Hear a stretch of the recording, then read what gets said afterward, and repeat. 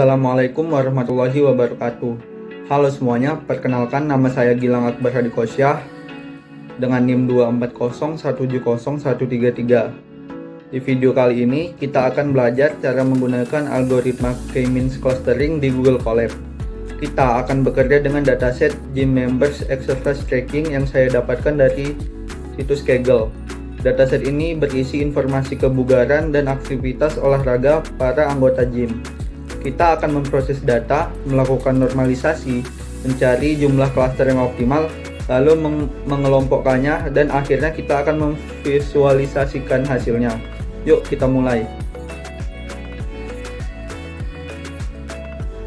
Pertama-tama, kita perlu mengimpor semua library atau pustaka yang kita butuhkan. Yang pertama ada library Pandas untuk mengelola data dalam bentuk data frame, ada library NumPy untuk perhitungan numerik, ada library matplotlib.pyplot dan Seaborn untuk membuat visualisasi data, ada library K-means dari sklearn.cluster yaitu algoritma clustering yang akan kita gunakan. Lalu ada standard scaler yang digunakan untuk menormalisasi data numerik agar setiap kolom punya skala yang setara. Lalu kita harus mendownload dataset kita dari situs Kaggle dan menguploadnya ke Google Drive. Di sini sebelumnya saya sudah mendownload dataset saya yaitu Gym Members Exercise Tracking dan sudah saya upload ke Google Drive pribadi saya dalam folder dataset. Nah, selanjutnya di Google Colab kita gunakan perintah drive.mount untuk memasang Google Drive ke Google Colab sehingga kita bisa membaca file dari Google Drive seperti dari folder lokal. Lalu kita simpan jalur lokasi dataset ke dalam variabel paths. Lalu kita baca file CSV tersebut menggunakan pd.read CSV. Terakhir, kita bisa menampilkan 5 baris pertama dengan df.head untuk melihat isi data.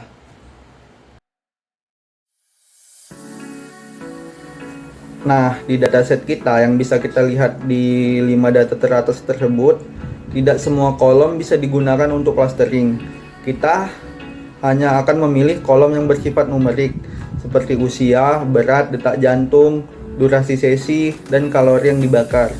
Kolom kategorikal seperti gender dan workout type kita abaikan dulu. Nah, selanjutnya kita akan memastikan bahwa kolom-kolom numerik tersebut benar-benar bertipe numerik. Jika ada data yang tidak bisa dikonversi, maka akan diubah menjadi none agar bisa dibersihkan nanti. Nah, selanjutnya baris yang memiliki data kosong di kolom numerik akan dibuang menggunakan perintah dropna. Ini penting dilakukan agar tidak terjadi error saat kita menghitung klaster nanti. Nah, selanjutnya di sini kita menyiapkan data untuk clustering. Karena setiap kolom memiliki satuan dan skala yang berbeda, misalnya di kolom kalori kita lihat bisa sampai ribuan, sedangkan di kolom BMI cuma sekitar puluhan. Di sini kita harus menyesuaikannya dengan standard scaler. Standard scaler akan membuat setiap kolom memiliki rata-rata 0 dan standar deviasi 1. Nah, selanjutnya kita ingin tahu berapa jumlah klaster yang paling optimal. Caranya dengan menggunakan elbow method. Kita coba berbagai nilai K dari 1 sampai 10, lalu simpan nilai inersia atau jumlah kuadrat jarak antar titik ke pusat klaster. Semakin kecil inersia, maka semakin baik hasil clustering. Kita visualisasikan nilai inersia terhadap jumlah klaster.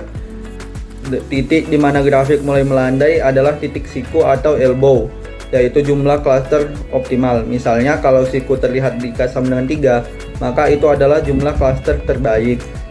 Nah, di sini dari grafik ini kita bisa lihat bahwa penurunan inersia itu cukup tajam dari K1 ke K3.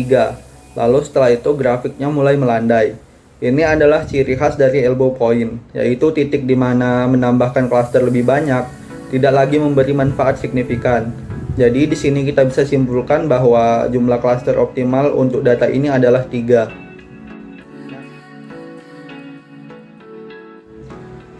Lalu kita pilih jumlah klaster sebanyak 3 berdasarkan elbow method tadi. Kemudian kita jalankan K-means dan prediksi hasil cluster untuk setiap anggota. Hasilnya ditambahkan ke dalam kolom baru bernama cluster. Lalu kita tampilkan beberapa kolom penting beserta hasil clusternya. Ini berguna untuk melihat apakah ada pola tertentu di dalam data. Misalnya apakah cluster 0 cenderung punya kalori terbakar tinggi. Terakhir, kita akan membuat visualisasi hasil clusternya. Kita akan memplotkan durasi sesi di sumbu X dan kalori terbakar di sumbu Y. Warna menunjukkan cluster. Dari grafik ini kita bisa melihat apakah ada sekelompok orang dengan durasi pendek tapi kalori tinggi atau sebaliknya. Dari grafik ini kita bisa lihat bahwa data terbagi menjadi 3. Yang pertama adalah cluster hijau. Terdiri dari anggota yang cenderung memiliki durasi sesi lebih lama dan membakar kalori lebih tinggi. Anggota cluster ini kemungkinan adalah anggota gym yang sudah berpengalaman atau mungkin juga merupakan seorang atlet yang memiliki intensitas latihan tinggi dan tujuan kebugaran serius seperti pembentukan tubuh atau pembakaran lemak. Yang kedua adalah cluster oranye. Cluster ini adalah cluster mayoritas, menunjukkan pola olahraga rutin tapi tidak terlalu berat, mungkin terdiri dari orang-orang yang ingin tetap aktif secara fisik untuk menjaga kebugaran. Lalu ada cluster biru yang mewakili pengguna dengan durasi dan kalori lebih rendah. Kemungkinan adalah anggota dengan pengalaman rendah atau baru memulai olahraga. Bisa juga mereka melakukan olahraga ringan atau dengan intensitas rendah seperti yoga, stretching, atau kardio ringan. Nah, dari sini kita bisa melihat bahwa terdapat hubungan linier yang jelas antara durasi sesi dan kalori terbakar. Makin lama sesinya, makin banyak kalori yang terbakar. Clustering dapat membantu kita membedakan karakter pengguna, bukan hanya berdasarkan total kalori, tapi juga durasi dan pola latihannya. Apa manfaatnya? Clustering ini bisa digunakan oleh manajemen gym untuk menyesuaikan program latihan, memberikan rekomendasi nutrisi atau intensitas, dan menganalisis tingkat komitmen dan pengalaman member. Nah, itu dia tadi cara lengkap bagaimana membuat clustering dengan K-means di Google Colab.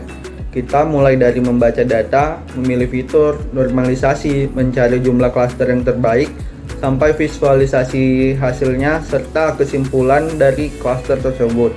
Semoga video ini bermanfaat. Sampai jumpa di lain waktu. Wassalamualaikum warahmatullahi wabarakatuh.